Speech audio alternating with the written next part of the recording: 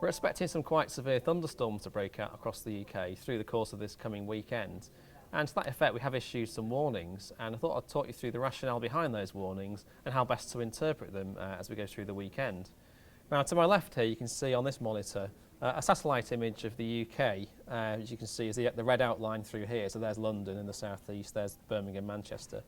The white areas are the cloud, the black areas are where I've got clearer skies, and this radar imagery here shows where the rainfall has been, with these crosses here representing the lightning strikes. Now, we saw some thunderstorms during the nighttime period, moving northwards across the UK as expected. However, just to show how volatile the environment actually is at the moment in this thundery spell, they did extend quite a bit further southeastwards across the Midlands and southeast England than we've been expecting during the course of yesterday.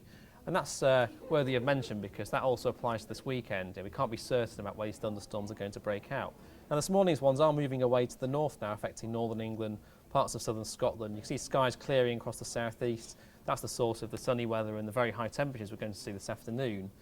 But brewing down across France and Spain at the moment is some very hot, humid air, which is going to move northwards across the UK overnight. If I pick that up on our computer model here, you can see the same sorts of features. So these are the rainfall symbols in the computer model. The cloud are the white areas, the black areas are where it's going to be mainly clear.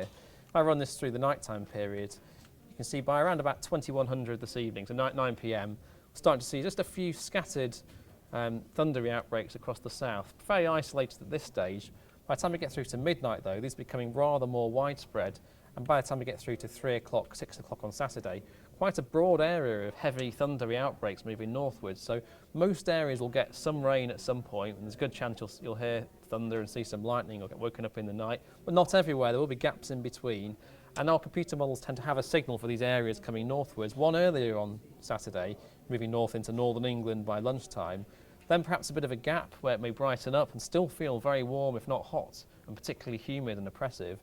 But the heat of the day could set off one or two scattered thunderstorms across parts of the Midlands and the southeast before further widespread thundery rain spreads in from the continent in the evening.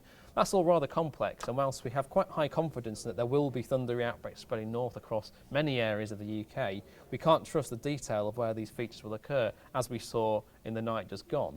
So some areas by chance will miss these thundery outbreaks, stay dry and particularly sunny. So it's going to feel quite hot. You may wonder what all the fuss is about. On the other hand, some areas will see thunderstorm after thunderstorm after thunderstorm, or perhaps a 3 or 4 hour spell of prolonged thundery rain with some very large rainfall totals, lightning, gusty winds, and perhaps even some hailstones. So that's the rationale behind the warning. Now, if you turn to this screen here, this is the warning we've issued.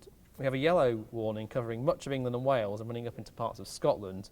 For this, we're expecting in any one place a low probability of significant impacts from surface water flooding, from lightning strikes. But where we see the amber area, which we've just issued here, within that's where we're more confident that those impacts are going to be felt. So it doesn't mean that everywhere will get it, but somewhere or a number of places within this region will feel those impacts. So something worth bearing in mind through the course of the weekend. Stay tuned to the forecast. We can't predict where these thunderstorms are going to be or when, but that will be around generally across the UK. And if you're unlucky, you'll catch quite a few of these. You may be lucky on the other hand and miss them. So the best advice is stay tuned to the forecast through the course of the weekend.